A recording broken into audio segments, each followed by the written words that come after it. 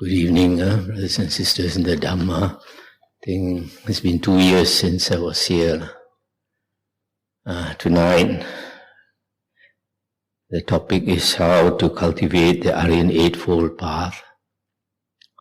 It's a very important topic. In the Samyutta Nikaya Sutta 56.31, one day the Buddha was with his disciples in the forest in a Singsapa grove. So he collected a handful of Singsapa leaves in his hand, and he asked the monks, he said, look at the leaves in my hand. How is it compared to the leaves in the forest? Is it a lot? And they said, Bhagavan, the leaves in your hand are so little compared to the leaves in the Singsapa grove. So it's not even a fraction of the leaves in the grove. So the Buddha said, what I know is like the leaves in the Singsapa grove, so much. What I teach is so little like the leaves in my hand. So the Buddha said, I only teach suffering, the cause of suffering, the ending of suffering, and the path leading to the ending of suffering. So you see from here, all that the Buddha was trying to teach us is basically the Four Noble Truths, the Four Ariyan Truths. These Four Ariyan Truths. In some other sutta, the Buddha said, all the wholesome dhammas that he teaches are encompassed in these Four Ariyan Truths. For example, dependent origination, 5 aggregates of attachment, 6 sense bases, etc., are all trying to explain the Four Ariyan Truths in various ways to make us understand better. So these Four Ariyan Truths is the most important Dhamma. Unfortunately, later books say that this is elementary Dhamma, small vehicle Dhamma. Whereas you find in the suttas, the Buddha said, all Buddhas enlightened by understanding the Four Ariyan Truths. All Aryans become Aryans because they understand the Four Ariyan Truths. That's the danger of later teachings. Unless you know the original teachings of the Buddha, you will be fooled by these later teachings, which either contradict the Dhamma that the Buddha taught, or they say a lot of things that the Buddha did not say. Now, so the path to end suffering is the Ariyan Eightfold path, as explained in the suttas, and especially in Samyutta Nikaya Sutta, chapter 45, Magga Samyutta, which is a chapter devoted to explaining the Ariyan Eightfold path. And the Ariyan Eightfold path consists of 8 factors.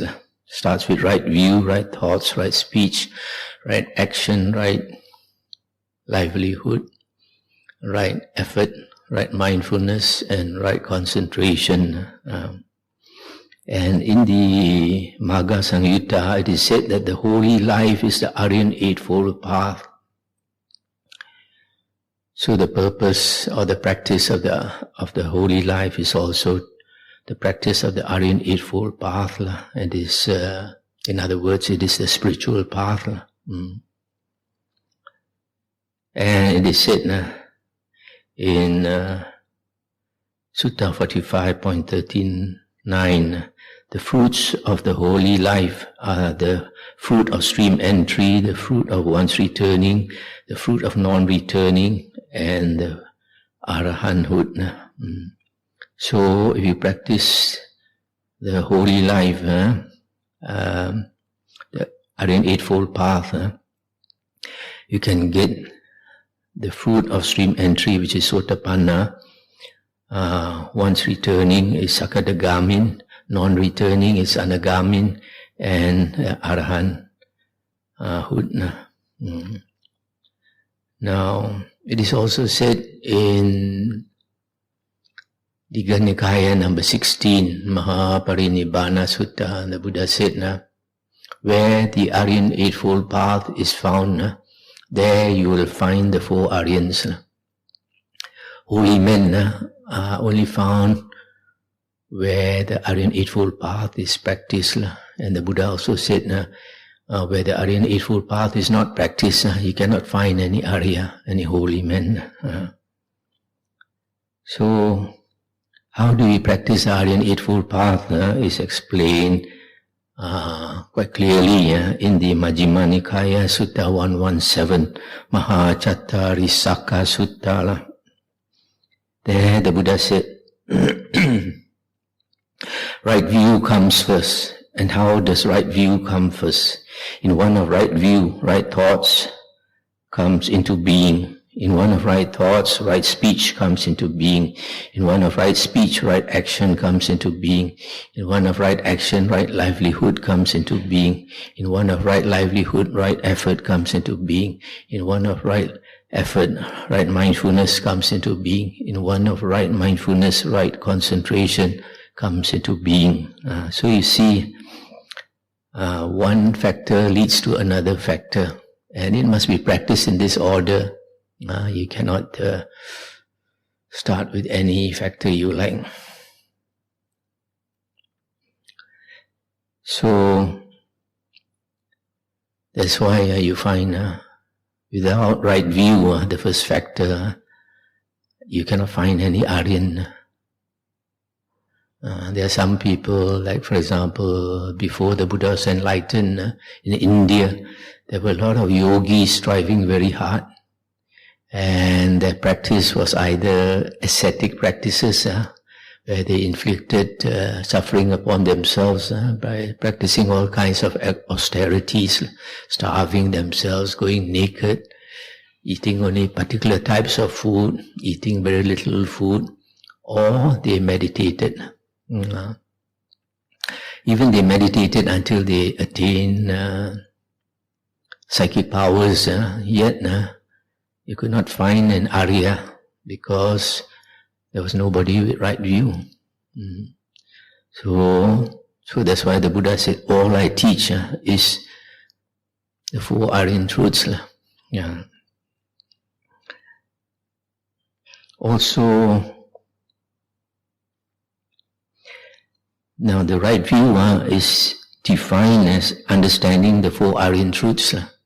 So you can see, since right view is defined as understanding the four Aryan truths, what the Buddha is trying to teach us is to get right view.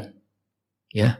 Because the Buddha says, all I teach is the four Aryan truths. And if you understand the four Aryan truths, you get right view.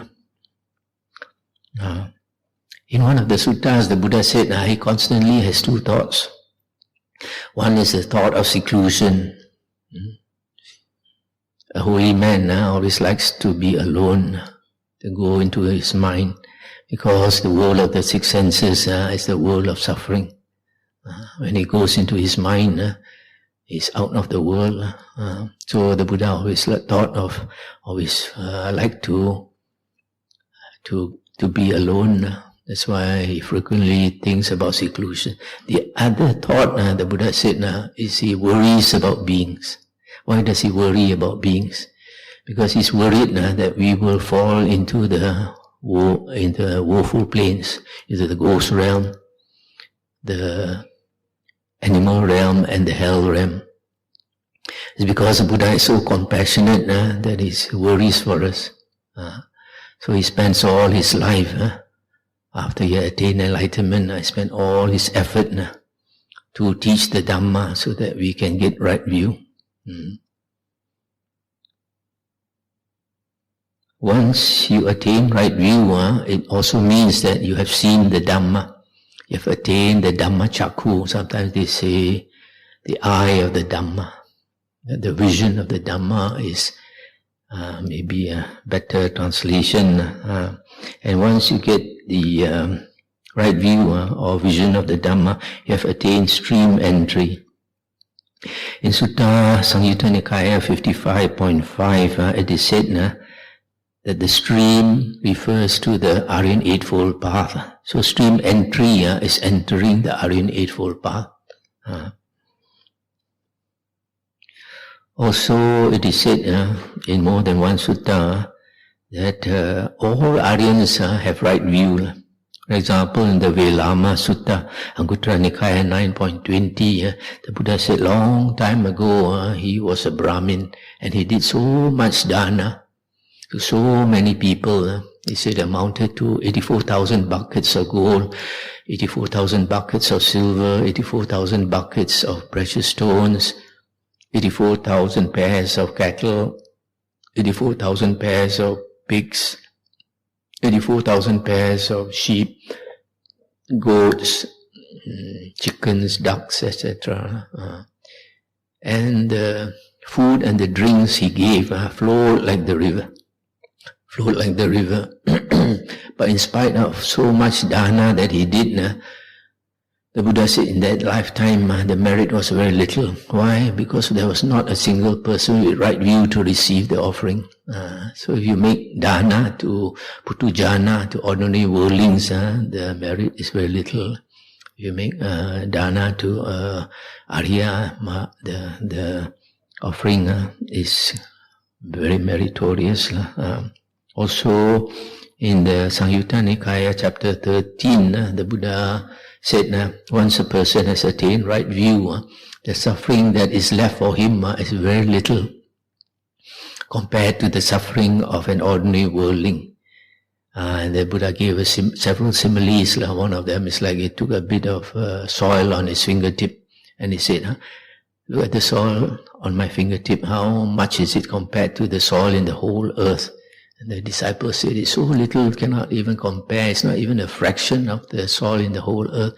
The Buddha said similarly, the suffering left for a putujana, an ordinary worldling, is so much like the earth, like the soil in the earth. Whereas for a person with right view, which who has attained stream entry, the suffering is so little left, because at the maximum he will have only 7 more lifetimes. Whereas for an ordinary worldling, the samsara is endless, never ending. In the long round of samsara, that ordinary worldling will go to hell countless times, will go to animal realm countless times, and be reborn as a ghost countless times. And the suffering is hard to imagine.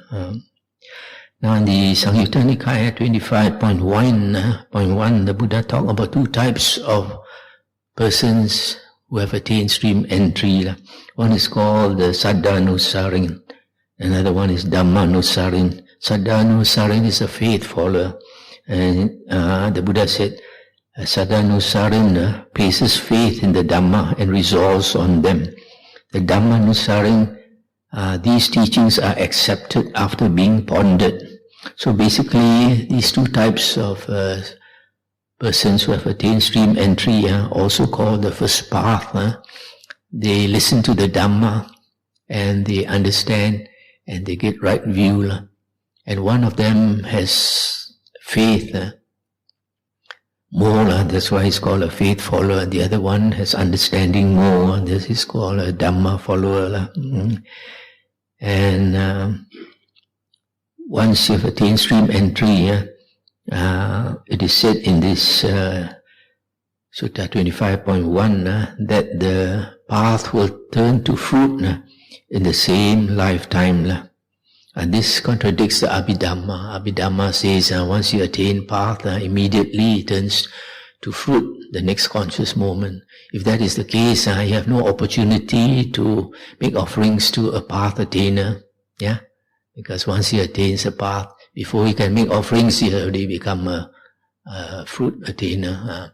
But in the suttas, it is very clear that you can make offerings to a path attainer, to a fruit attainer. This is the Dakkhina Vibhanga Sutta, Majjhima Nikaya 142, I think.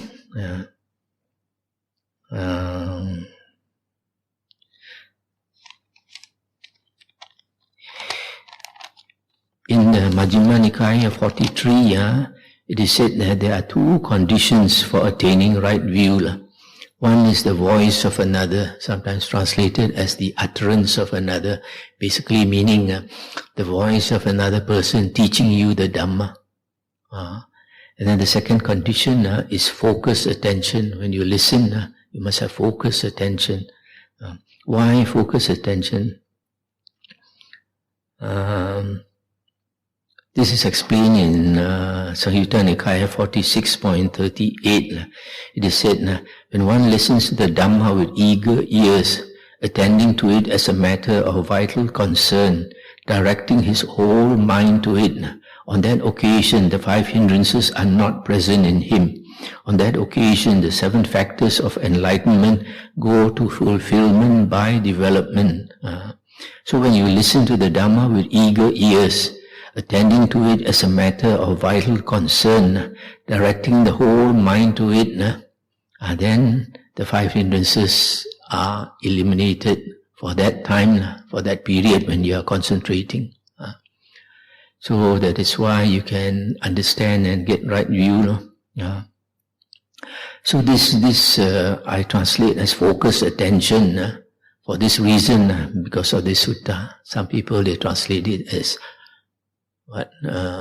careful attention, proper attention, etc. But from this sutta, he listens to the Dhamma with eager ears, attending to it as a matter of vital concern, directing his whole mind to it. That means totally focused. That's why it's called, I translate it as focused attention. So there is another sutta that says about the conditions for attaining stream entry. This is Samyutta Nikaya 55.55. It talks about the four conditions for stream entry called Sottapatti Yangani. Sottapatti is stream entry. And here it says four conditions for stream entry. One is association with a true man, Sappurisa. The second condition is listening to the true Dhamma, Sat Dhamma.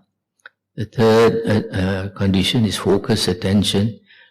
The fourth is Dhamma no Dhamma Pati Pati. Practice of the Dhamma in accordance with the Dhamma. So you see, of these four conditions, basically the two essential ones is the same as Sutta 40, Majjhima Nikaya 43, that is listening to the true Dhamma and focus attention. So here it is very clear that you must listen to the true Dhamma, and otherwise you cannot get right view. Also it says these four conditions, when developed and cultivated, lead to the realization of the fruit of stream entry. In other words, you practice these four conditions, you get stream entry. If you continue to practice these four conditions, the path turns to fruit.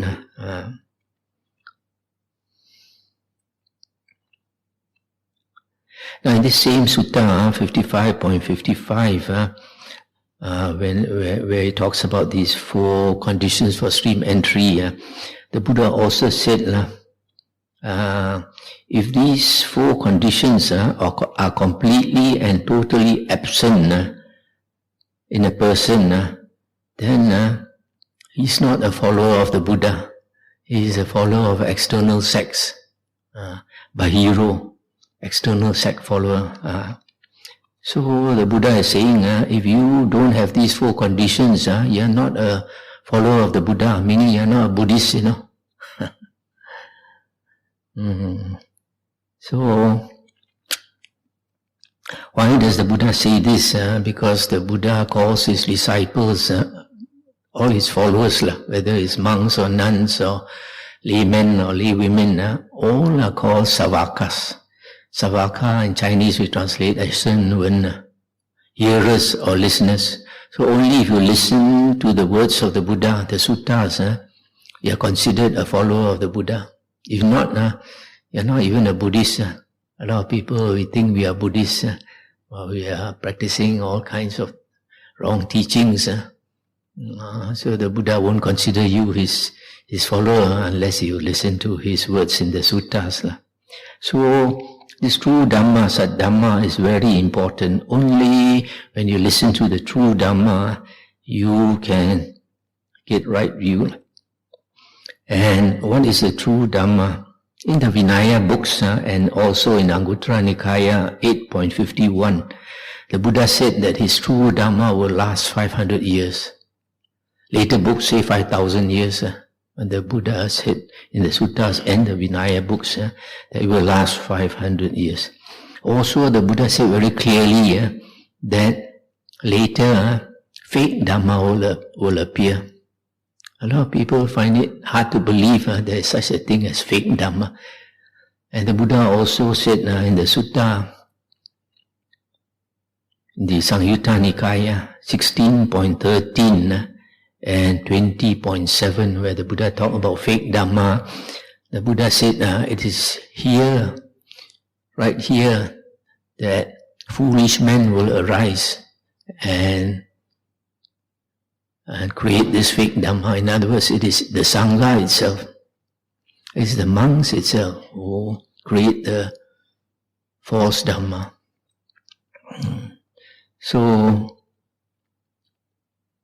So within the 500 years, we want to know what exactly was the Dhamma within that 500 years before it was polluted. And luckily we have Emperor Asoka, who lived about 250 years after the Buddha's passing away. And Emperor Asoka was so devoted to the Buddha that he asked men to make these stone pillars by the roadside, about maybe 3 feet in diameter by the roadside. And he got the men to carve the words of the Buddha on these stone pillars. Now after so long, they have dug up these stone pillars, and it is confirmed during Emperor Asoka's time there were only 5 Nikayas. The Dhamma consisted of 5 Nikayas. No later books like Mahayana Sutras, no commentaries, no Abhidhamma, no Visuddhimagga, all these did not exist during Emperor Asoka's time. So it's very clear that the true Dhamma is these 5 Nikayas found in the Digha Nikaya, Majjhima Nikaya, Sangyutta Nikaya, Anguttara Nikaya and Khuddaka Nikaya. Also in Anguttara Nikaya, Sutta 4.180, the Buddha said, if any monk says that the Buddha taught such and such, the Buddha said, you should not accept it, you should not reject it, but you should compare it with the suttas and the Vinaya. Only it follows the suttas and the Vinaya, and you can take it to be authentic Dhamma, the words of the Buddha. So you see, it is the suttas the Buddha wants us to follow, the discourses of the Buddha. Also in the Digha Nikaya, Sutta 29, the Buddha said that what he has taught is perfect and complete. His teachings are perfect and complete. And the Buddha said, if you think you want to add to his words, you don't see his Dhamma. If you want to subtract from his words also, you don't see his Dhamma. If you don't see his Dhamma, that means you don't have vision of the Dhamma. You're not an Arya. So what the Buddha is trying to say, since the Buddha knows that in the future there will be fake Dhamma, the Buddha is saying that these people who created all these later books are Putujana. They are not Arya. If they are Arya, they would appreciate the Dhamma in the 5 Nikayas. They will appreciate that it is perfect and complete. And this sutta is so important because it also implies that there is no Buddha superior to our Buddha Gautama. Our Buddha Gautama's teaching is perfect and complete, meaning you cannot find another Buddha who can teach more perfect and completely than our Buddha Gautama. At the most, other Buddhas can only equal our Buddha Gautama. So a lot of people don't realize they are thinking of meeting Maitreya Buddha Amitabha Buddha and all these things, when you have the perfect Buddha in front of you.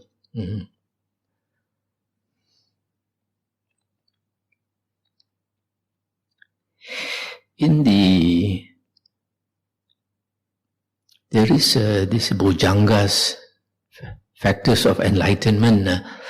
The 7 factors of enlightenment is the path also to end suffering in the suttas. So it is quite similar to the Ariyan Eightfold path. It also starts with right view and ends with the 4 jhanas. But the 7 Bhujangas are worded a bit differently. Whereas in the Ariyan Eightfold path, the first factor is right view. In the 7 Bhujangas, the first 2 factors tell you how to get right view. The first one is Sati Bhujanga, mindfulness, factor of enlightenment. The second one is Dhamma Vichaya Bhujanga, investigation of Dhamma, factor of enlightenment. And it is said that to practice the first Bhujanga, you have to draw near an Ariya. And then you have to examine him, examine the monk or a nun to see whether it is possible that person could be an Ariya. And how do you do that? You look for greed, hatred and delusion. If he does not have greed, hatred and delusion, then it is possible. Secondly, you look for dana, look for sila, samadhi and panya, whether that monk or the nun keeps the precepts, whether he has a calm mind because of samadhi, and thirdly, whether he has wisdom or not.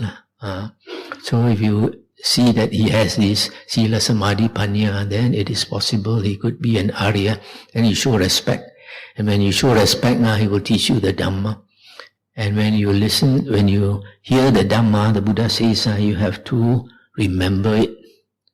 After you remember it, you have to reflect on it.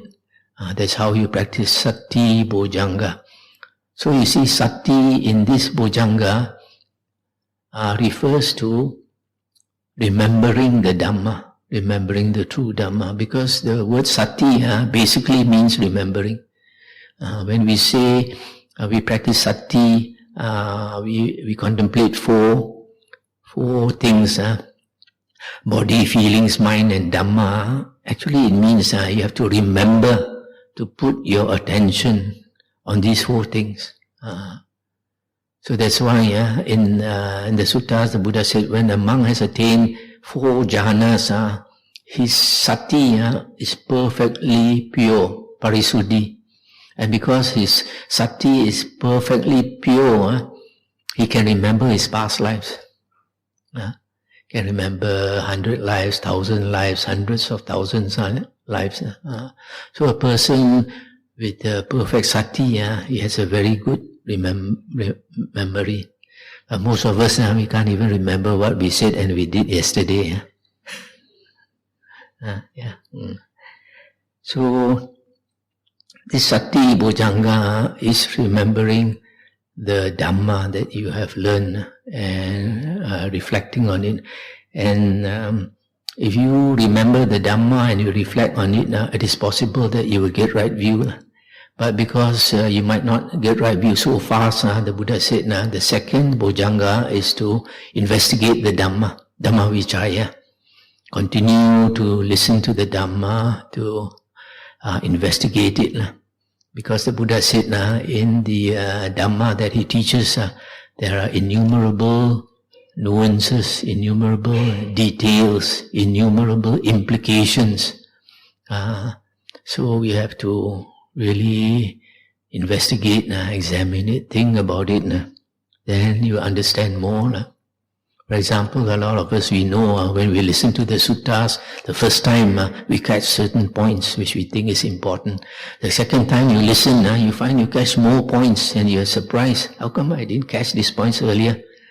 When you listen the third time, you find you still other points you realize you didn't catch before. That's why we have to continue to listen, to examine. So You don't get it the first time, you might get it the second time, or if not the third time, if not the fourth time. That's why we continue to investigate the Dhamma. So these two factors, Sati Bojjhanga and Dhamma Vichaya Bojjhanga, if you practice, it will give you right view, which is the same as the Ariyan Eightfold Path, the first factor. By the way, the last four factors of the seven Bojjhangas is Piti, delight, Pasadi, tranquility, Samadhi, concentration, and Upekkha, equanimity. These four correspond to four jhanas. So you see, in the Ariyan Eightfold Path, that is one factor. In the seven Bojjhangas, it is four factors.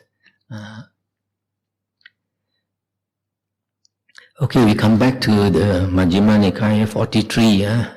Just now we said we listen to the Dhamma, and if we focus, we have focused attention, we can understand and attain stream entry. Now, after you attain stream entry, you have attained the first factor of the Ariyan Eightfold Path. How do you continue from there? In the Majjhima Nikaya Sutta 43, it is said, after you have attained right view, you need to practice 5 other factors or conditions to attain liberation. 5 factors will bring you to liberation.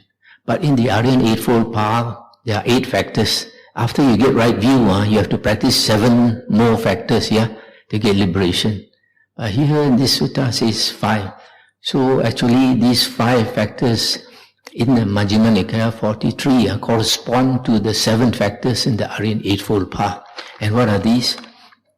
It is said after you get right view, you have to practice 5 things, which is Sila, Dhamma Savana, listening to the Dhamma, Dhamma Sakacca, discussion of the Dhamma, Samatha and Vipassana.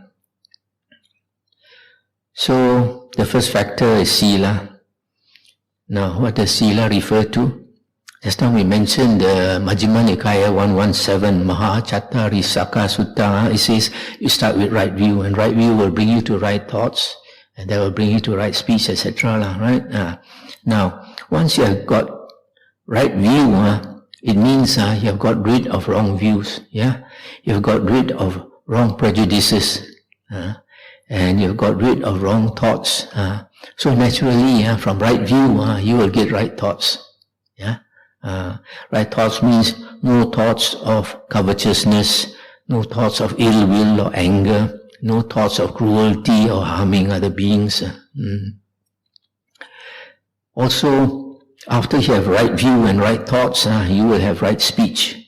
How come you get right speech? Because before you speak, you have to think. So if you have right thoughts, you will naturally have right speech.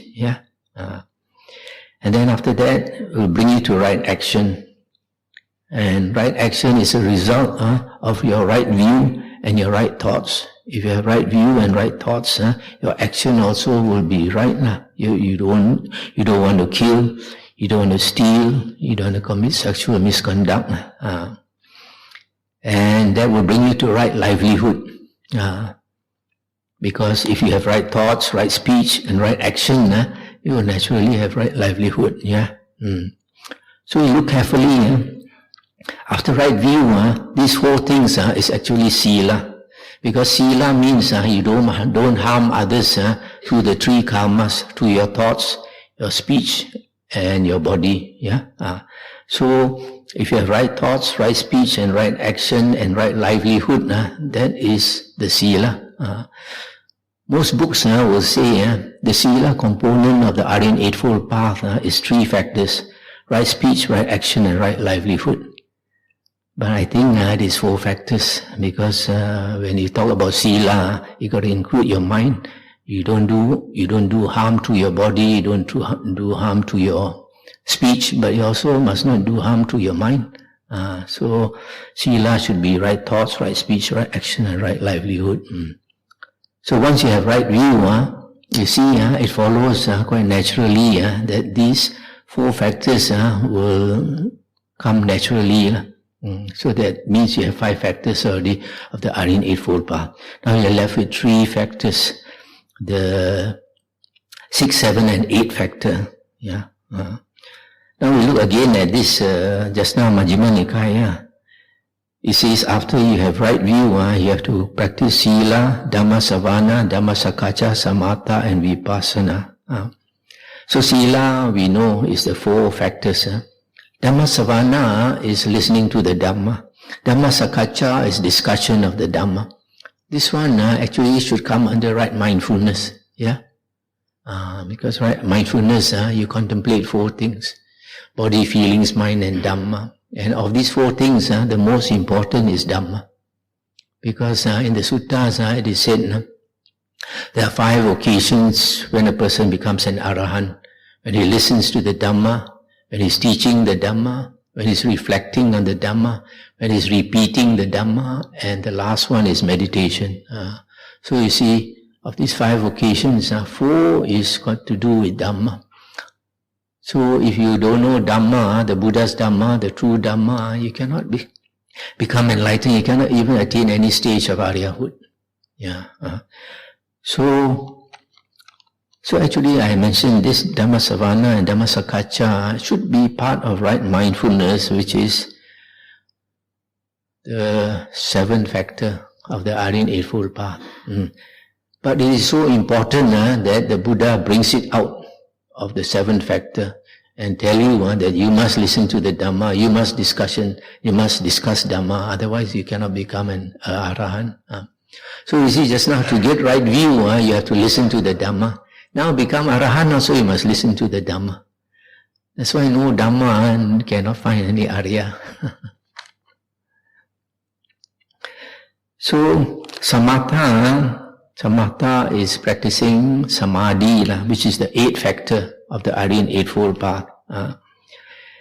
And Dhammasavana and Dhammasakacha comes under right mindfulness. So what is Vipassana? Vipassana is the 2 remaining factors left, not dealt with, which is the 6th factor and the 7th factor, right effort and right mindfulness. Yeah? So Vipassana is not really meditation, because in the Majjhima Nikaya, whenever Ananda was asked what type of meditation is praised by the Buddha, and he said the first jhana, second jhana, third jhana, fourth jhana, only this is Buddhist meditation. And also he said the type of meditation where you don't get rid of the 5 hindrances is not praised by the Buddha. But the only type of meditation where you can get rid of the 5 hindrances is the 4 jhanas.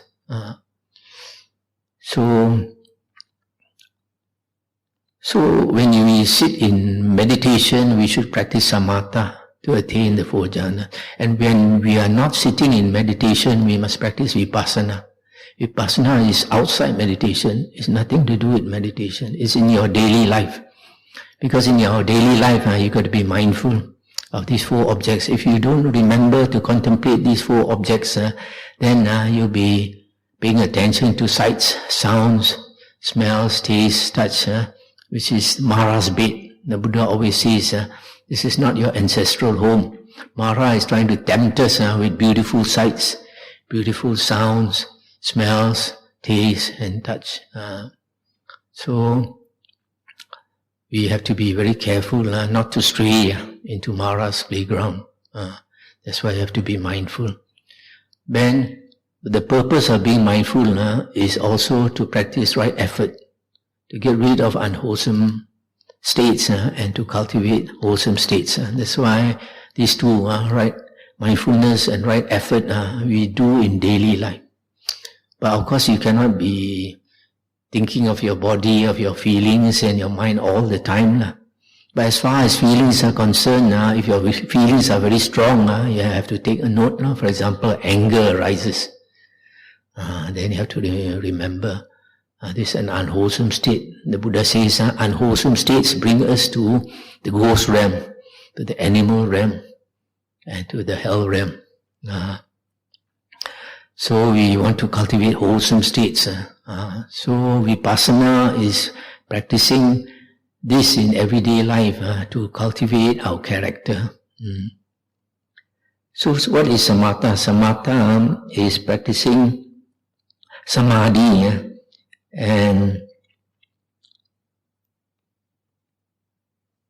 And how to do that, the Buddha said, is to get a hold of our mind.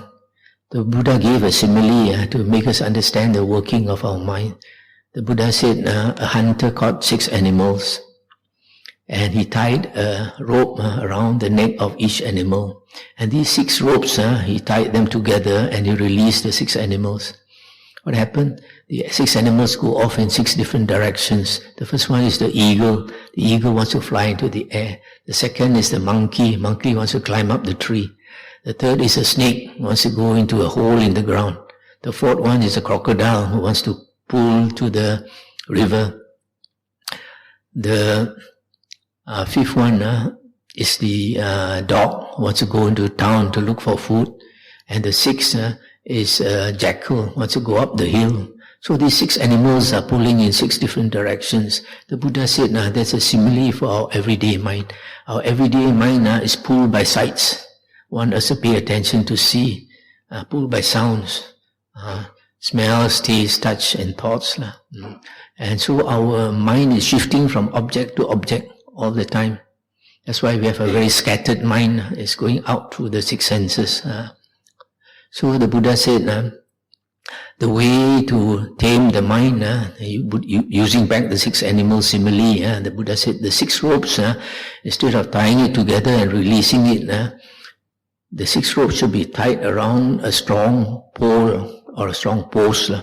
So however the 6 animals run or fly, they cannot go around and around that post until they are tired, and they very obediently sleep beside the post. So in the same way, the Buddha said to tame our mind, we have to focus it on one object. There's something the mind doesn't like to do.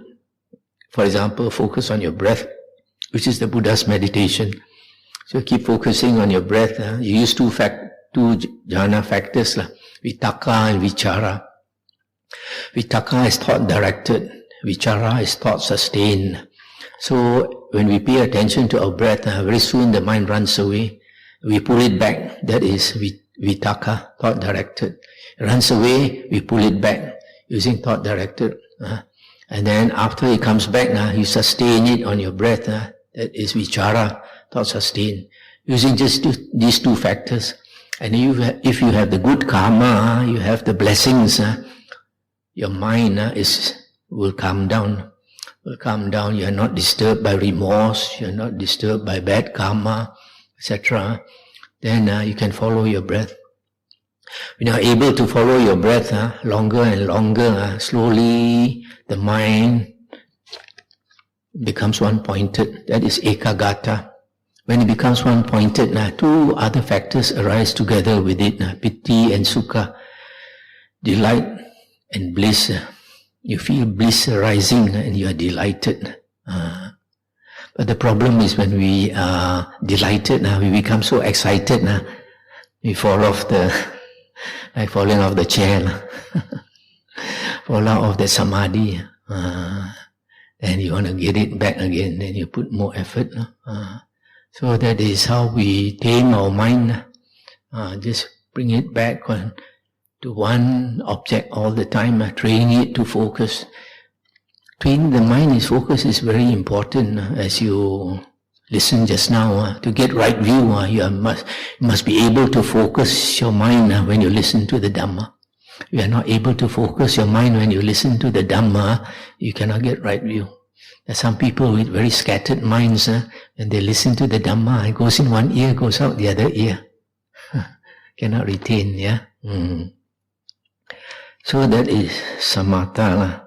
When we practice samatha, we are developing our mind. The word bhavana means development. And very often, some monks say bhavana means meditation. But bhavana, there are 2 aspects of bhavana. One is development of mind, the other one is development of character. Development of mind is samatha, practicing samatha or samadhi, where you train your mind to focus until your hindrances come down to a low level. These 5 things, sensual desire, ill will, sloth and torpor, restlessness and worry and doubt, by themselves they are not called the 5 hindrances. When they are very strong, they obsess the mind, enslave the mind, then they are called the 5 hindrances. But when we cultivate samadhi, it comes down to a low level, and it does not obstruct the mind. They are still there, but they are no more called hindrances. That's why when a person attains samadhi, the Buddha said the hindrances are eliminated, long term. So this is development of the mind, because once a person attains even the first jhana, his consciousness transcends the sensual realm and goes into the form realm, goes into Brahma, Mahabrahma's realm. That's why the Buddha said, now when a monk attains the first jhana, he has blinded Mara. Mara cannot see him. Mara cannot touch him because his consciousness has gone into the form realm. Mara is only in the sensual realm. Mara can only trick us with all the sensual bait. But in the form realm, he cannot do anything.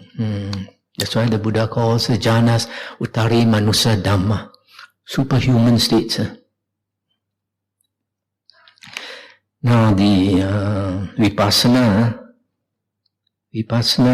as I mentioned, consists of right effort and right mindfulness. And right effort is the effort to abandon arisen unwholesome states and to prevent the arising of unarisen unwholesome states, and also the maintenance of wholesome states and to cause the arising of unarisen wholesome states.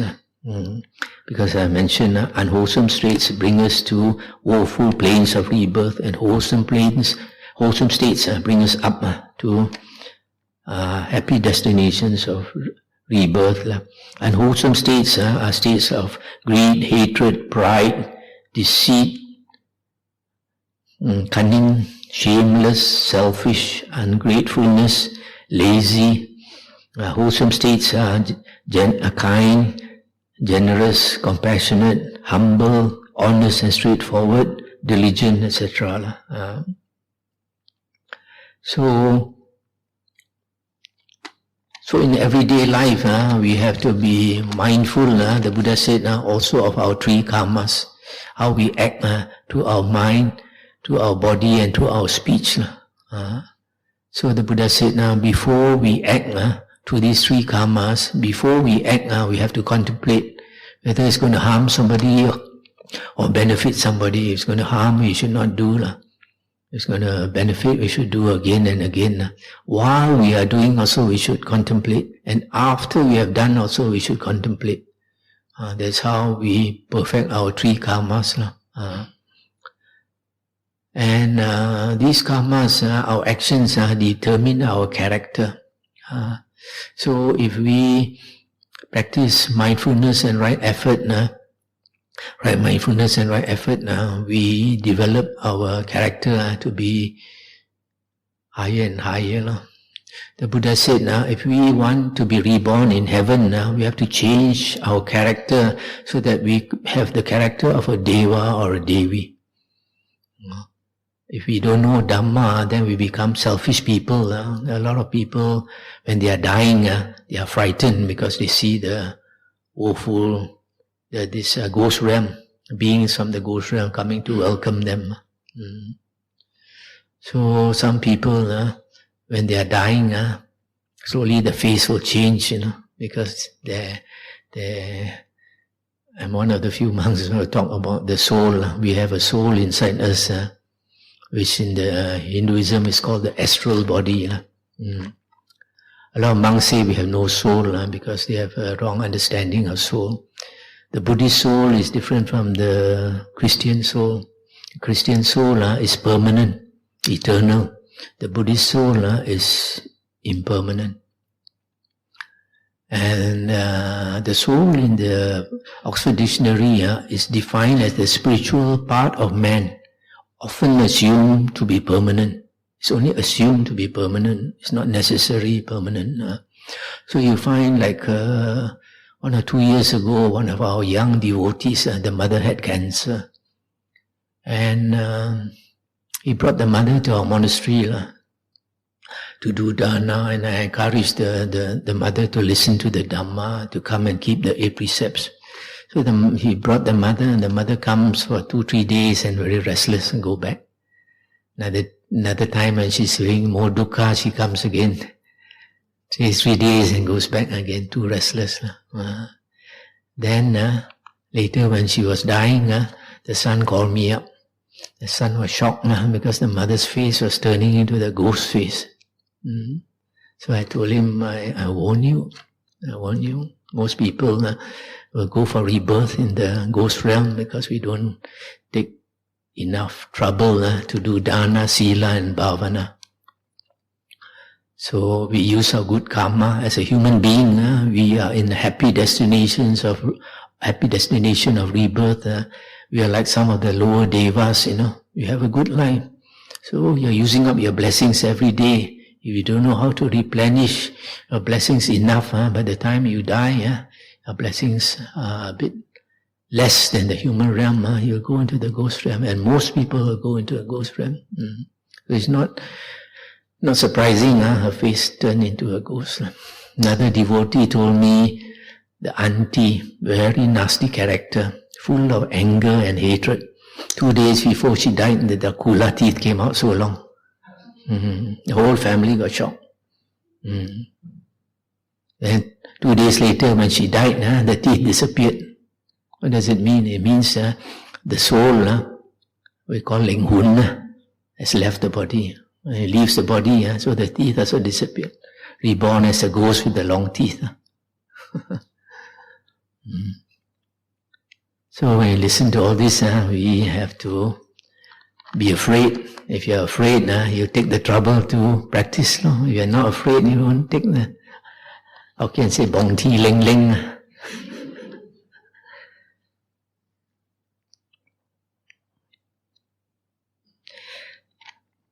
One thing, if you have listened to my sutta talks, I've quoted a few examples where it is not difficult to attain right view. In the suttas, many individuals, they listen to the Dhamma the first time, one time only they attain right view. And then in the suttas, there's a sutta about Sarakani, Sakin. He passed away and people asked the Buddha, where was Sarakani reborn? And the Buddha said, oh, Sarakani has gone for a good rebirth. He was a Sotapanna. And then when the news spread, some people were annoyed. They say, how can Sarakani was a drinker? How can he be a Sotapanna? If Sarakani can be a Sotapanna, we are all Sotapanna because we don't drink. So when the news came back to the Buddha said, why not? Sarakani has taken refuge in the Buddha Dhamma and Sangha for a long time. Meaning he has listened to the Dhamma for a long time. Then the Buddha said, look at the trees. If I taught the Dhamma to the trees and they can understand, even trees also can become Sotapanna. Why can't Sarakani? The Buddha is saying that actually it's the understanding of the Dhamma that makes you a Sotapanna, nothing else. So another time, the Buddha brought 1,000 Arahants to Rajagaha, and King Bibisara threw a big dana and asked the people of Rajagaha to come out. And 120,000 people came out. After the meal, the Buddha spoke the 4 Ariyan truths, and all 120,000 people attained stream entry. They are not doctors or lawyers or engineers or what, no, ordinary kong ama ai.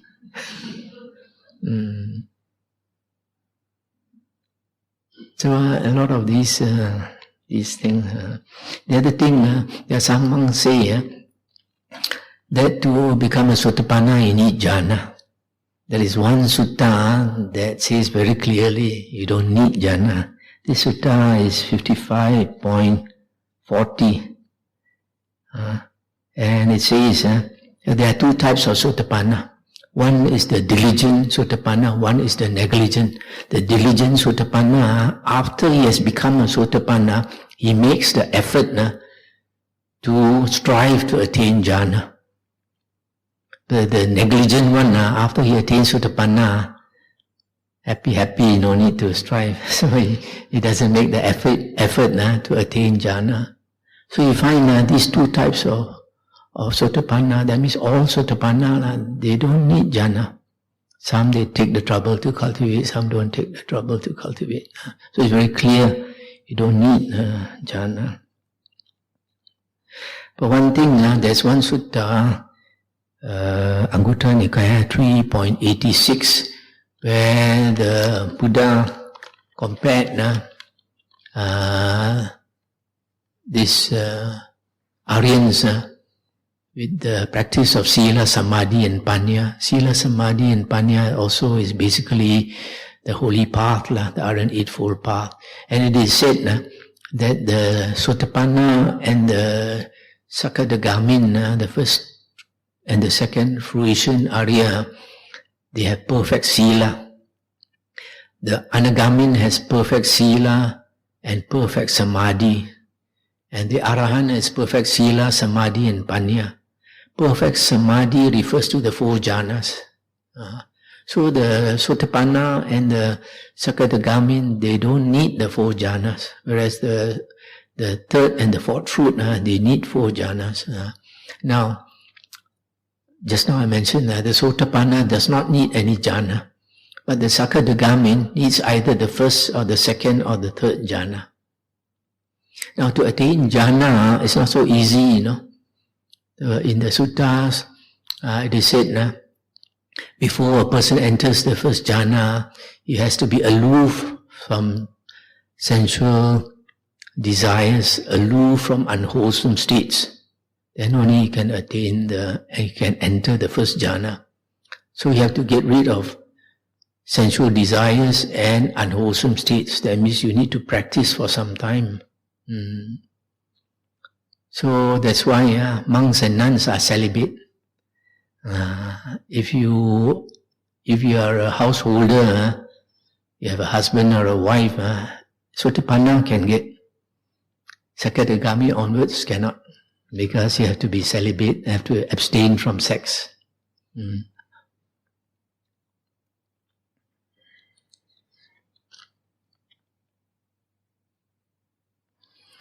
I think I've talked enough. I'd like to invite questions.